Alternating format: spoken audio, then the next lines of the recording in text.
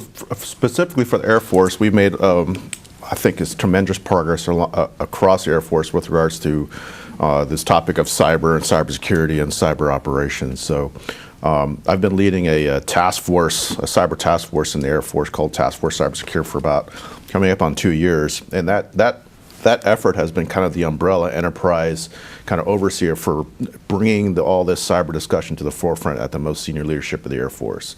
So last year was a watershed year where we actually started executing a lot of the things that we've been talking about, that General McLaughlin has been talking about with respect to cybercom. So one of the major things that we've done is focus on cyber mission forces and building out those forces that support cybercom's mission with respect to global cyberspace operations. Specifically in the task force, there's been a few initiatives that we really drove home last year, and we're starting to see the fruits of those labors this year. One of them was actually, you're looking at the first official Chief Information Security Officer of the Air Force. Okay.